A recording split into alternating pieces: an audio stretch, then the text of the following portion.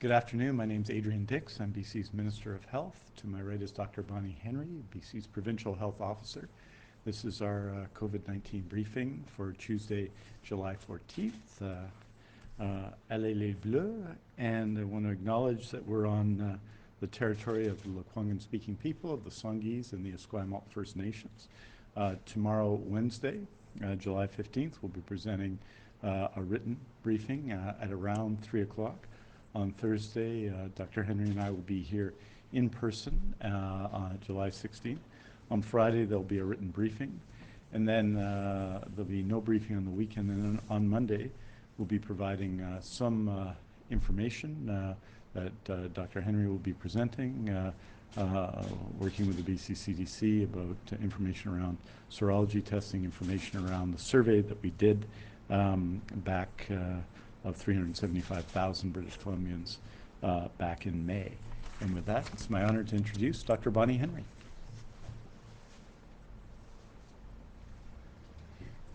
Thank you, and good afternoon. Today we have a total of 13 new cases who have tested positive for COVID-19 in BC, bringing our total in British Columbia to 3,128 people with COVID-19. That includes 1,015 people in the Vancouver Coastal Health Region, 1,649 people who live in the Fraser Health Region, 135 people in the Vancouver Island Health Region, 212 people in the Interior Health Region, 65 in the Northern Health Region, and 52 people who are residents from outside of Canada. We have no new healthcare related outbreaks. We continue to have 3 active outbreaks in the healthcare system, 2 long-term care facilities and 1 in acute care facility.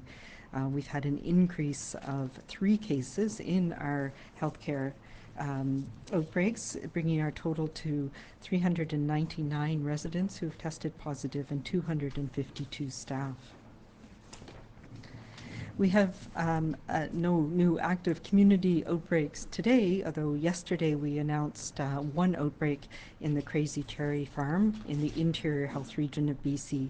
We've also had, as you are no doubt aware, several community exposure events in the interior, particularly in the city of Kelowna. And if you have been at any of the locations where community exposures have been, we are requiring people to monitor carefully for symptoms, limit your contact with others during this incubation period, and contact 811 if you have any symptoms at all. There has been as well direction from Interior Health for people who were in certain places to self-isolate during that incubation period. I do also want to remind people that food is not a source of transmission of COVID-19 for the most part, and in particular we are confident there is no risk from cherries that have been processed at the Crazy Cherry Farm in Interior Health. The processes have been reviewed by Agriculture and the CFIA, and they are safe, and I will remind people that we don't have any evidence of transmission from packaging or from food, but that we should always wash things carefully and wash our hands. So we now have 209 active cases in British Columbia, of whom 14 people are in hospital, 5 of whom are in critical care or ICU. We have no new deaths today, leaving our total at 189 people who've died from COVID-19 and 2,730 people who are now recovered. With every increase in our activity, the potential that for COVID-19 transmission increases as well. And we know that. We've known that as we've restarted over the phased approach that we've taken in the last few months. And the number of new cases of COVID-19 in the recent days is evidence of this. And we've had more than we're used to seeing in the last few days.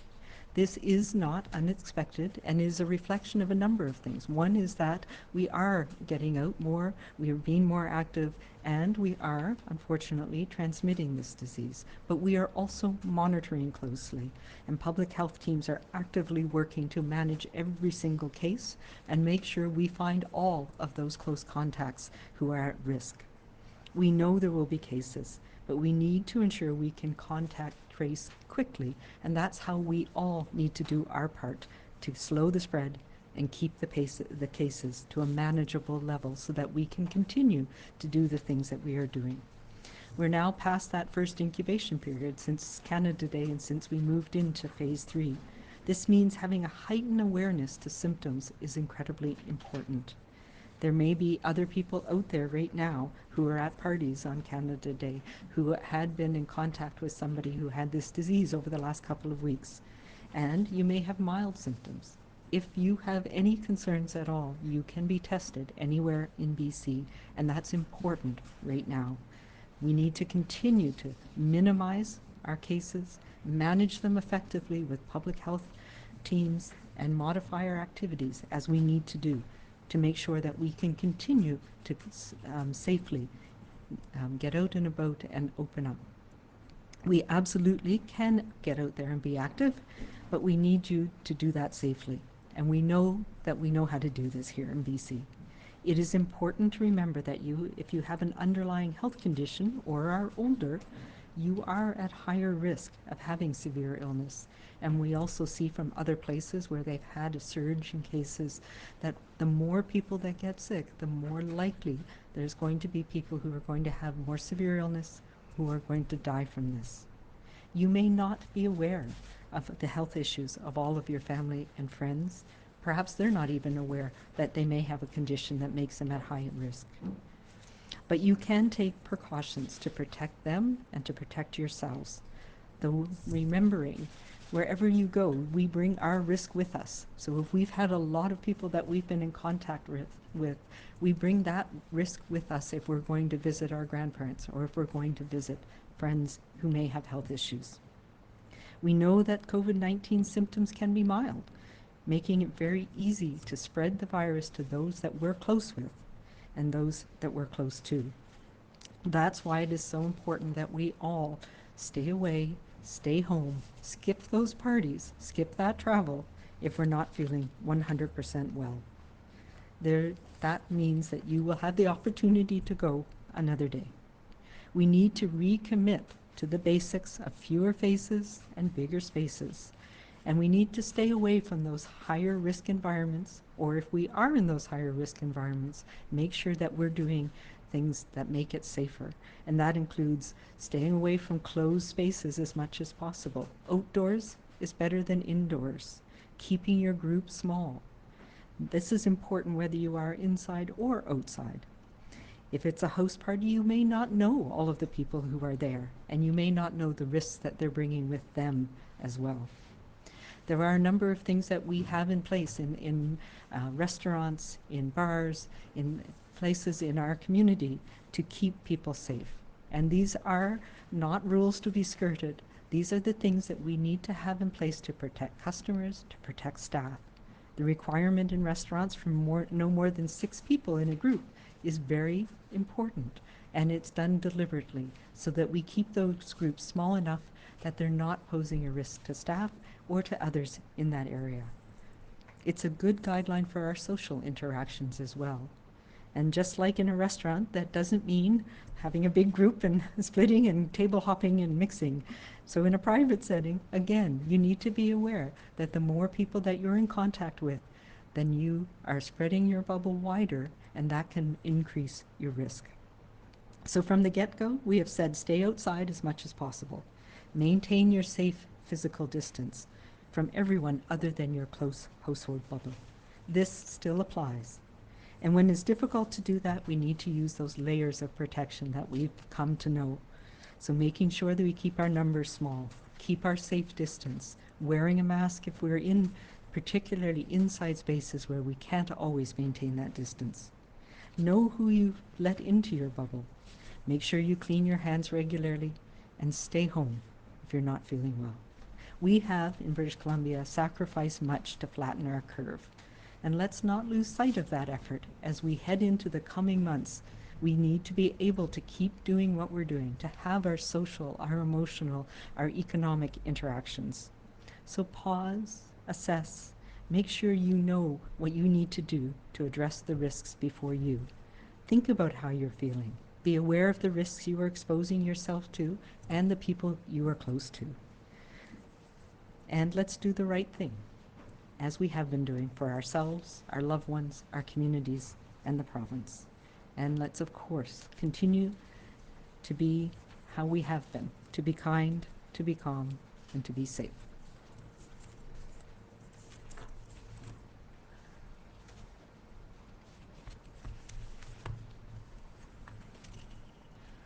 Thank you very much, Dr. Henry.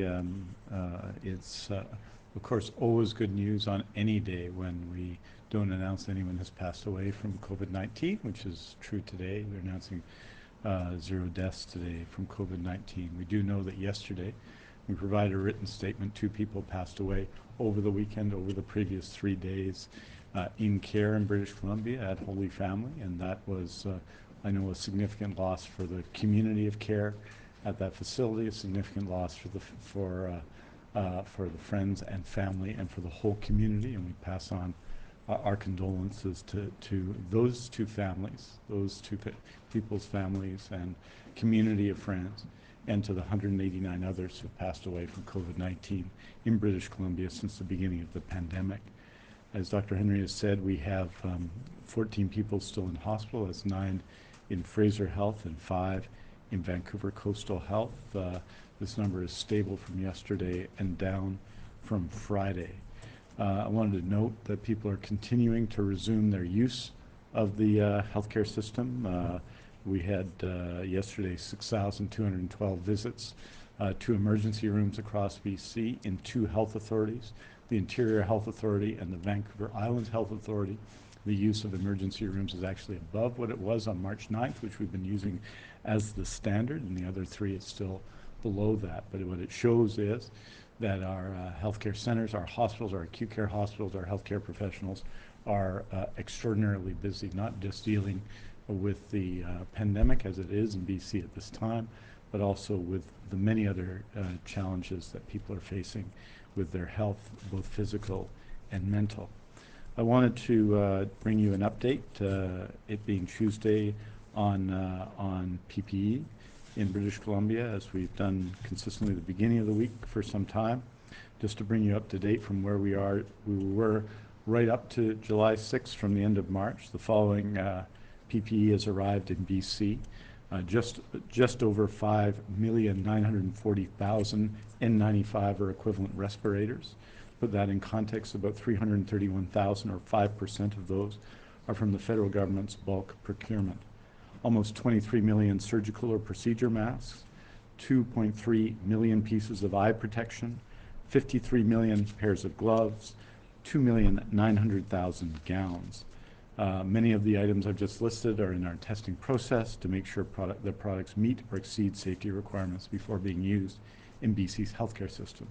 Today I can tell you that over the past week, and this goes from Monday, July 6th, when we last reported, to Monday, July the 13th, we've received the following: 90,184 N95 or equivalent respirators, 2,022,750 surgical or procedure masks, 2,939,555 pairs of gloves, and 32,350 gowns.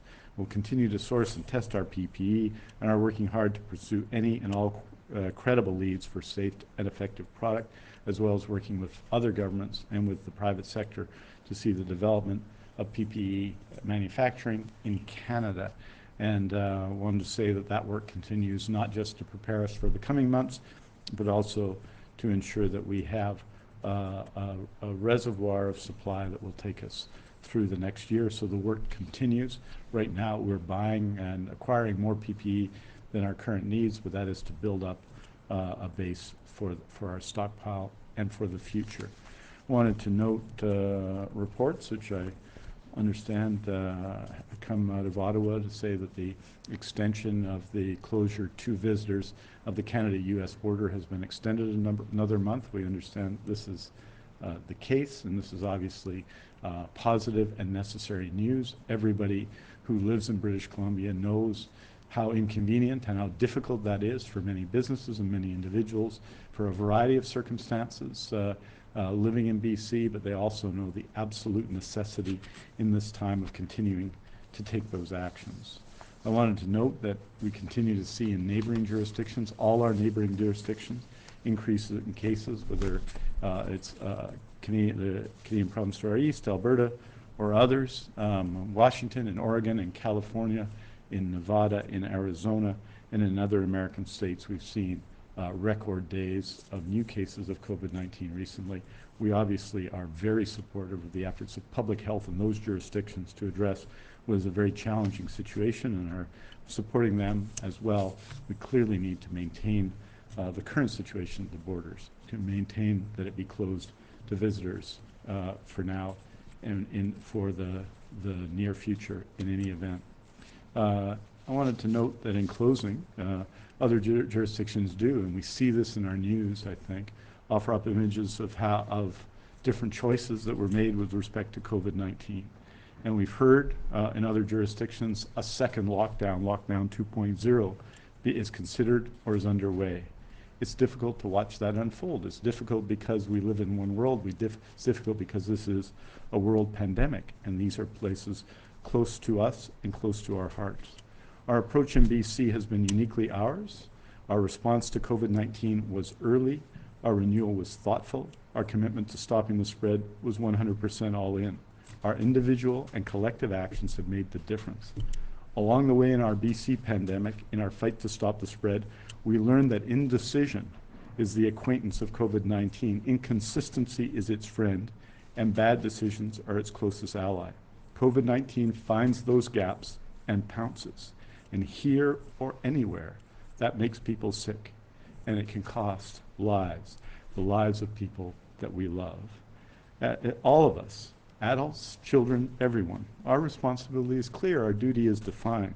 Stop the spread of COVID-19, stop the spread in our community, stop the spread when we travel within BC, stop the spread. Dr. Henry reminded us of some of those things that we can do today to play our part in the fight against COVID-19, what we must do in our BC pandemic.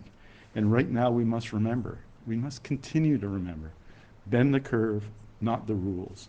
Unfriend the behavior that spreads COVID-19 and follow the rules we know will keep us safe. Aujourd'hui, nous annonçons 13 nouveaux cas qui ont testé positifs pour COVID-19 pour un total de 3128 cas en Colombie-Britannique. Il n'y a eu aucun nouveau décès lié au COVID-19 pour un total de 189 décès en Colombie-Britannique. Nous continuons à offrir nos condoléances à tous ceux qui ont perdu leurs proches durant cette pandémie.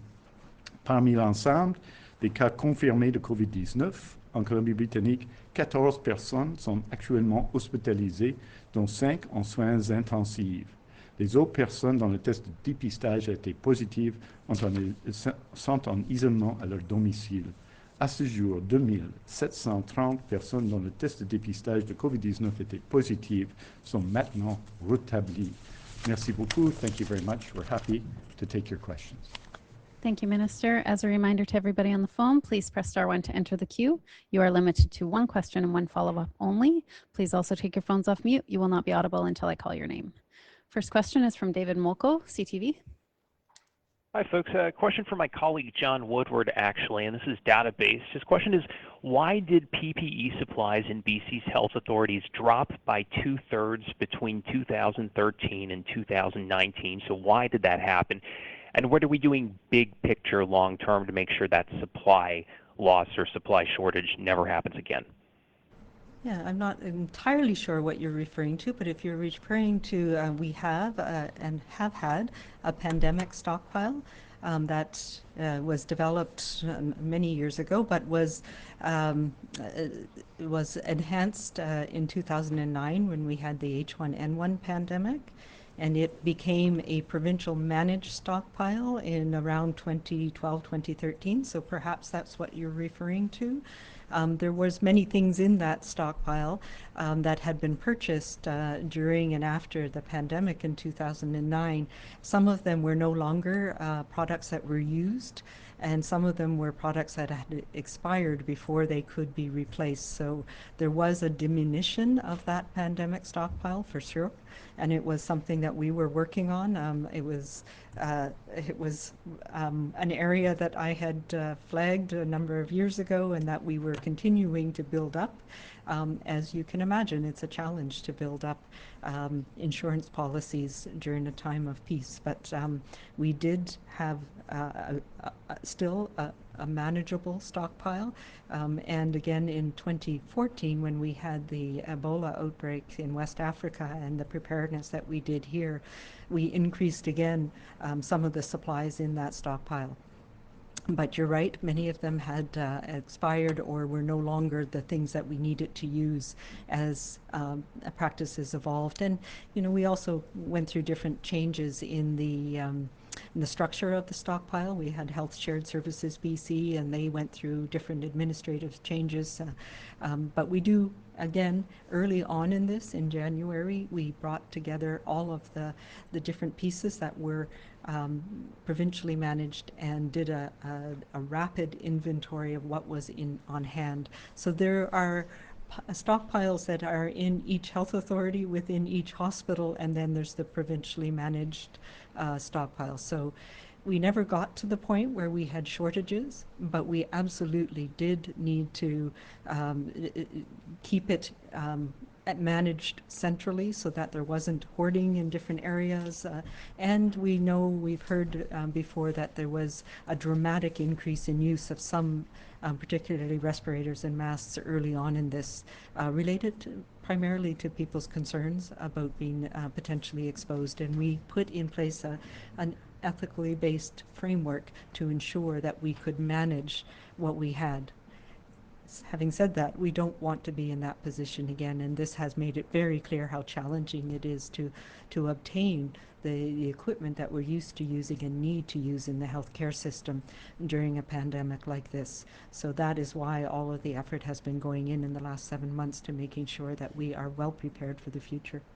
Do you want to add?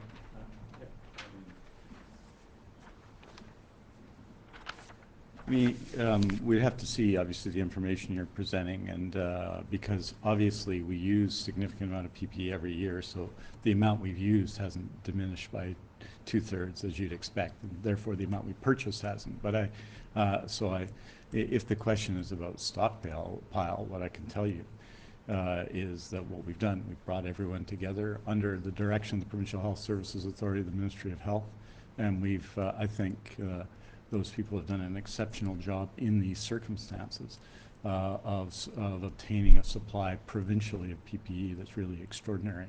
And so hard to comment on facts that aren't presented directly and seem a little bit unclear, but what I can tell you is that this is obviously a significant part of our effort, and we're continuing to build and will be continuing to build both the stockpile of PPE that we have and also ensuring and securing regular supply of PPE. And the other issue in Canada, I think, is working with other jurisdictions, working with the federal government, and working with private industry to ensure that the situation that we saw with supply chain is mitigated in future by a Canadian market for many of these supplies. And I think in several areas, in particular in the case of surgical and procedure masks, in the case of eye protection, in the case of gloves, some success has happened already, and I know a lot of work is going into N95 respirators. I think all of that is really important. The final thing, I think, that makes what BC did with respect to PPE different early from other jurisdictions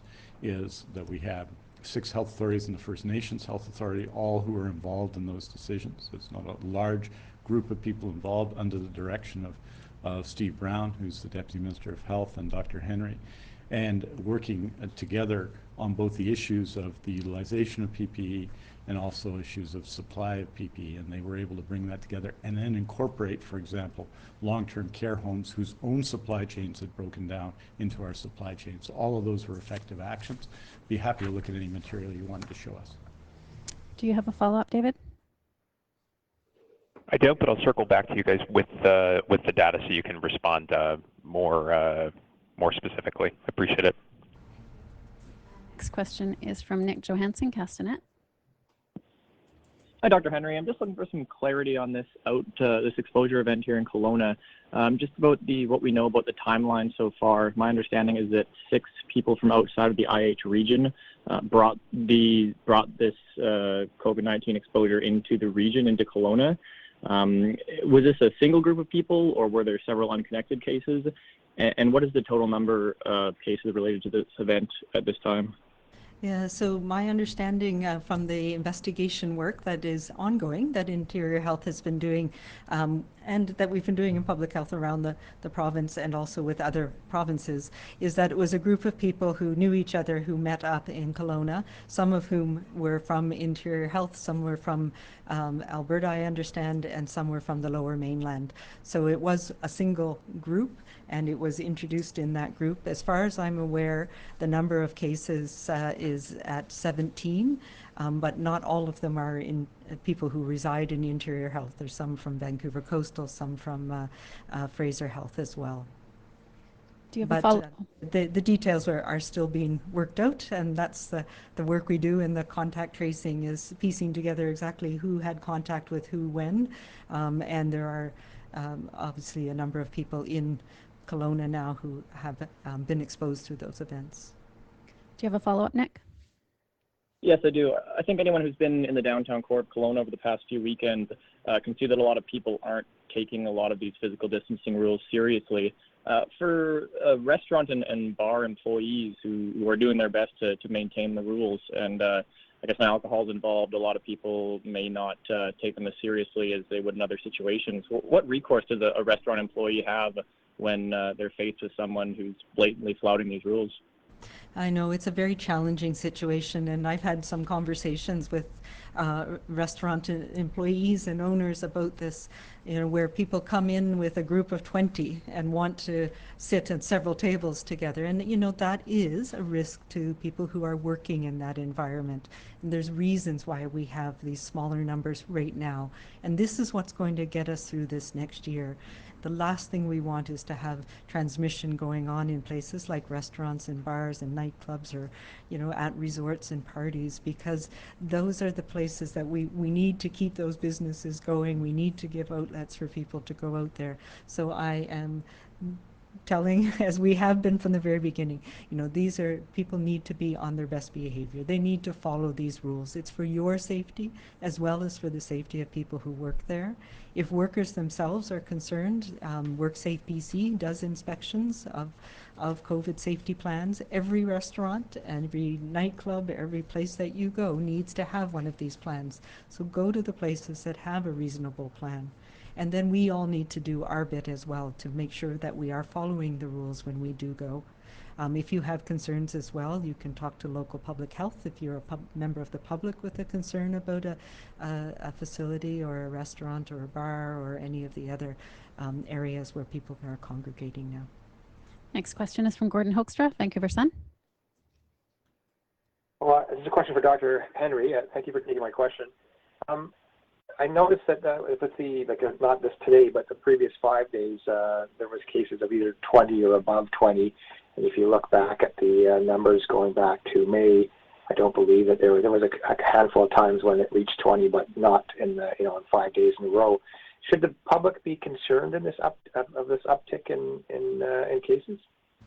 I know it was distressing to me to see 20, especially 25 one day. That's way above my comfort zone. But it is not, as we've talked about, it's not unexpected. And we do know where those cases are. That is the other piece that we're trying to balance here, is us increasing our travel, increasing our contacts in a measured way, but us in public health being able to respond when we have clusters, where we have cases, making sure we can find those links and find people who are exposed so that they can stay away from others and we can stop those transmission chains. So that's the work that we're doing, and that's why we are, the reason we have that number of people is because we're finding people who are connected. And to me, it's a positive thing as well. It means we're doing that work. We're testing the people who need to be tested. People are paying attention to it. But it is cautionary to us that as we start to go out more, and as you recall, this is sort of as we're getting into the second week of the first incubation period since we moved to phase 3, that's when we knew we were going to start to see people, cases increase. I will also say that, many of those, a good portion of those cases are related to the ongoing outbreak in a long-term care home at Holy Family, unfortunately, both in staff and residents. And so that is something that we are also very much actively managing. Do you have a follow-up, Gordon? Is there any way to know, like in terms of when we see the numbers bounce up and down, like how they're related to the, that kind of 65% of normal interactions? Is there a level when we see cases hit a certain point that we would know that we are going beyond that kind of, interaction that is sort of being modeled that would give you some kind of comfort that we're not going to get, a big upswing? Well, the modeling is not that precise in that you can't do it on a day-by-day basis, but we do follow it weekly. And so I was looking at the update of the model yesterday, and we still are skirting that line. We're right around the 65%. The RRT, the reproductive number, has been hovering around 1. What we talked about last time, when we have small numbers, and thankfully 20 is still small numbers given our population. And we need to remember that many of these are linked. So if we're seeing if it was 25 cases that were popping up in the community that weren't linked to either the Holy Family outbreak or other outbreaks, that would be more worrisome. But many of these are linked, and that's the work of public health to help us understand that and where we can find people and where we can trace them. So we are hovering around 1, which is sort of pushing the limits of where we want to be. So this is going to be our dance over the next few months, where we do what we can do, we travel, we have those social interactions, but we do it in a measured and thoughtful way so that we can find people quickly. So making sure we know the people that we're with, or that if we're in a restaurant or a nightclub, that we're able to contact people. And that helps us make sure that people know if they're at risk, so they can prevent transmitting it to the people they're closest to. But that is absolutely going to be our dance, if you will, for the next few months. Tanya Fletcher, CBC. Hi, Dr. Henry. With some of the recent community exposures linked to groups of people gathering indoors for, say, parties or celebrations like we saw in Kelowna, is it time to reconsider allowing indoor gatherings with a maximum still of 50 people? And if we could get an answer in French as well, please. Thanks. Yeah, there's lots of concerns about that, and I look at what's happening in particularly in the United States, but even in Montreal, where they've had bars and nightclubs where there's been huge numbers of people. And what we are working at is, we've been consistent with 50. 50 is a reasonable number. As I've said many times, there's no magic or science behind it. It's a number that we think we can follow people, we can find people, we can do the contact tracing, and it's also a number where you can maintain physical distancing as much as possible in many situations. So we have no plans on changing that. What we are looking at are what are the things that we need to do to make those closed spaces where 50 is actually quite a big number safer. So things like making sure you have an idea of who's in that group, and if you're having a party like in resort in Kelowna, and we are spontaneous, particularly young people, and they invite people that they may not know, but making sure you have some way of contacting them. And this is one of those places where one of our notification apps may be helpful, and we're looking at how we can put that into supplementing our contact tracing processes. So those are the types of things that we're looking at. I don't believe it's good to shut things down because it just drives things underground. It's much better for us to work with industry, to work with residents, to work with people and say, how can we do this in the best possible way, in the safest possible way right now?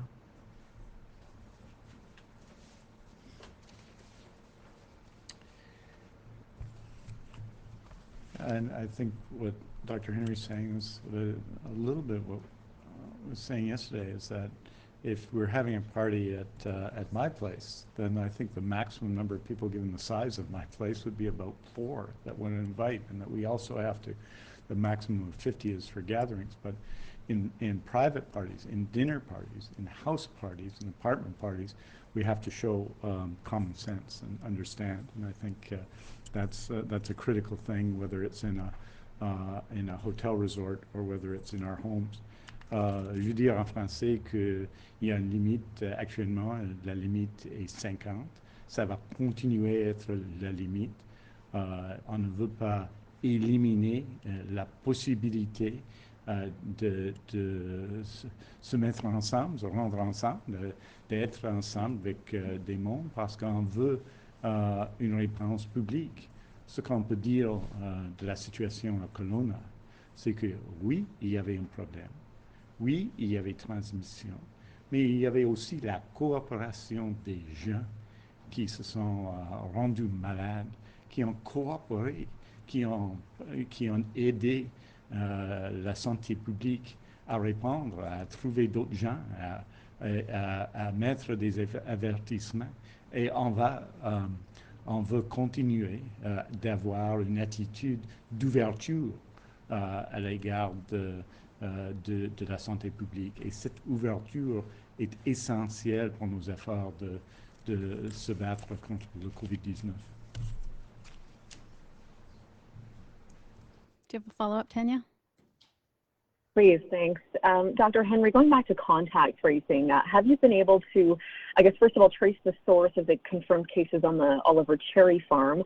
And how big of a concern is that overall, especially looking at Alberta? They announced today, 780 new cases, 57% were under the age of 40, and 30% of those have not been linked to any known source. So how close are we to seeing transmission potentially get out of control here? Yeah, so we're not that close. They have not yet determined exactly who was the initial case in that cluster. There's an ongoing investigation of all of the group of temporary foreign workers, some of whom tested positive, as well as the farm family from that farm. So that investigation is ongoing. I will say that of the people who've been tested so far, the vast majority of them have been tested negative, and there's nobody with obvious symptoms. So it is a very different situation than some of the other, well, the one other farm outbreak that we had when it was detected, when people realized it, there was quite a lot of people who were ill. So it worries me less in that respect. And the other part of it is we know what to do now to manage these types of outbreaks more effectively, and Interior Health is on it, I know, and we're working across the province and with other with people who've been to other provinces to see if we can find those links. So we have very few people that are not linked to a known cluster or case yet, not 30% at all. Very few. And the other piece was around young people. We are seeing some young people, as we've seen, become sick with COVID-19, some of them mostly with very mild symptoms. But we haven't seen that sort of bulge that we're seeing in the United States and in other parts of Canada in the 20s and 30-year age group. And I think part of that is because people are doing the right thing here for the most part, and that we've still had very small numbers and small clusters so far. But we need to keep that up, and we all need to do our bit. Next question is from Keith Baldry, Global News. Dr. Henry, Minister Dix, thanks for taking my question. In regarding the border, Dr. Fauci in the United States, when he was still allowed to talk, said that they were going to be hitting 100,000 cases a day, and he's been proven right in terms of the trajectory. Is it your expectation and desire that that border remain closed well past August 21st, considering what's going on down there? Yeah, it's a very challenging thing to know, and they've had record numbers, and unfortunately what we're starting to see are what we call the lag indicators, the hospitalizations and the deaths now starting to increase, even though many of the cases are in younger people. So that's very concerning. And yes, I don't believe that there's any reason that we would expect to be able to safely have visitors, people who are here as tourists, in the coming weeks or months.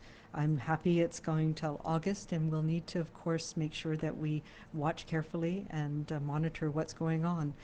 There are a lot of people who have connections across our borders, so we are looking at how do we make sure if people need to come into Canada, it can be done safely. And we need to look at people like students and foreign students who contribute to our research programs in our universities and other things. And how can that, other people who are coming across our borders both ways, and how can that be done safely? And to me, right now, that means there's a 14-day quarantine period, no exceptions, because that's how we keep our communities and we keep people safe. Because if they are in our care, or at least being monitored during their quarantine period, we can get them the care they need should they become ill. So there's a dual purpose for that. So we do need to look at special populations, I think, over the coming months, but I don't see anything changing in terms of tourists and visitors coming, especially short-term visitors.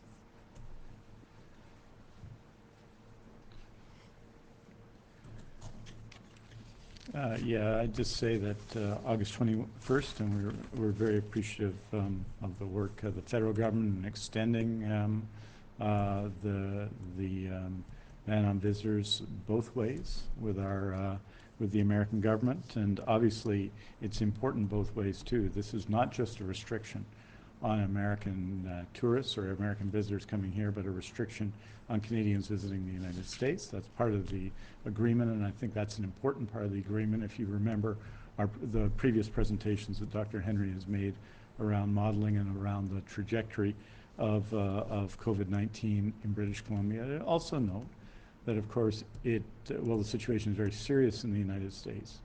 There are outstanding people involved in attempting to control COVID-19 in the United States, and a huge commitment by really hundreds of millions of people. And so we're thinking of them, and we are on their side. We want them to succeed. And I'd also note that there are other countries in the world, because this pandemic has not got better, didn't get better in June around the world. There are other countries in the world with travel to British Columbia and travel to Canada that are facing significant challenges, which have record day of new cases after record day of new cases. And so we have to continue to be vigilant. And finally, we in no way, in absolutely no way, can be smug about this question. This is a worldwide pandemic, and as long as it's a worldwide pandemic, we are at risk in British Columbia, and we have to continue to follow the advice, the guidance, and in some cases the rules that have been presented by public health, by Dr. Henry, by medical health officers around BC. It's critically important to do that so that we not just have our situation here that may be better than other places, but that we maintain it over time in the weeks and months to come. Do you have a follow-up, Keith? Yes, just in regards to, again, to the border, anecdotally, we keep getting anecdotes from people saying, I've seen all these American license plates. Based on your knowledge of the statistics, do you think that is actually correct, that we're getting people across the border improperly, or is the system working as it should? You know, I think it's a bit of both. There are certainly people who are coming across the border, and we have to remember Canadians can come in, even Canadians who are living in the United States right now. There's no restriction on Canadians coming home, but they need to self-isolate for that 14-day period. And we have been working here in BC to make sure everybody has an appropriate plan, and CBSA has taken that on and is monitoring people. So we can't assume we know the story of the person who's driving a car with a license plate from the United States. They may have been here for a long time. They may have been here and done their incubation period in isolation and are now safe to be out with us as well. So I think we need to be charitable, and we need to understand that everybody has a story, and there are reasons that people need to come back home to care for people, to care for family, and for many other reasons. And I mean, quite frankly, with what's going on in the US, if you had the ability to come home to Canada, I know many people have been taking that opportunity. Next question is from Marcella Bernardo, News 1130. Hi, Dr. Henry and Minister Dix. I'm sort of on the same line as what Keith was asking about. Hopefully you can hear me today. First off, just considering all the exposure warnings that we've been getting linked to flights arriving from the U.S., what does that tell you about travelers still getting on planes when they're sick? Yeah, and it is not just flights from the US, I will note. There's flights from other countries, but there's also internal flights. And we've had people who were actually sick on a flight coming in from Toronto. from other parts of Canada. So yes, these are things that cause me great consternation. The airlines, all the airlines need to have processes in place to screen out people, but we need to be honest about it. And part of that means if we are not feeling well, we need to have the ability to postpone or change our flights. Those are important things. The other important thing that we need to have is people making sure that they are cleaning their hands, wearing masks, all of those important things, but they stay home if they're ill. And from the airline perspective, making sure we have flexible policies and making sure we have appropriate contact information.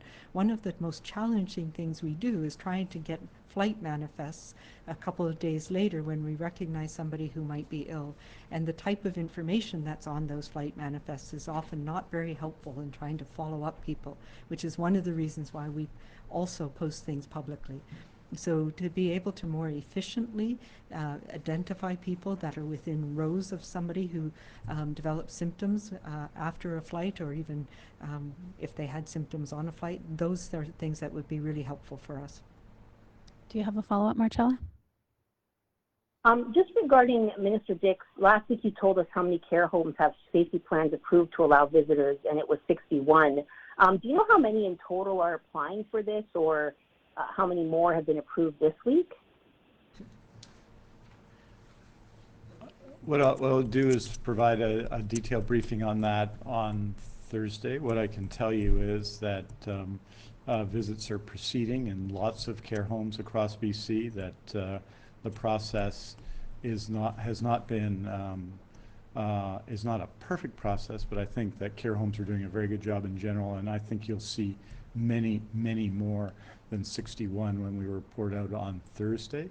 As you'll be aware from talking to people, that many of the visits are relatively short at this time as everyone gets used to the visiting process, and that it can be, for people who have been apart for some time, particularly people living in care and their families, a very emotional experience. So I want to thank all the people in long-term care who are working to make this a reality, all the effort that's gone into it, all the resources that are going into it, but also the importance of these human interactions. So we'll have a detailed report on this every single Thursday, Marcella, over the next number of Thursdays, but I can tell you that it's significantly more than in the initial days when plans were being submitted and approved, and you're going to see a significant jump in that number this Thursday. We have time for one more question. For any reporters that didn't get to ask a question today, there will be a statement released this afternoon. For recommendations on protecting families and communities from COVID-19, visit bccdc.ca. For non-medical questions about the province's COVID-19 response, visit gov.bc.ca/COVID-19. And for a full listing of the provincial health officer's orders, visit gov.bc.ca/PHO guidance. Last question is from Sean Brady, Kamloops This Week. Hi, Dr. Henry. When the pandemic was first declared 4 months ago, and you and your staff were making preparations, where did you guys think BC would be at in mid-July compared to our situation now? And what do you think our situation will be at the end of the summer?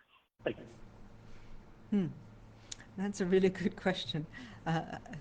Needless to say, I've been thinking a lot about this, but when we put in place some of the restrictions and measures in March, we were facing the upside of the epidemic curve. And when you're there, you never know how high it's going to go and how long it's going to take.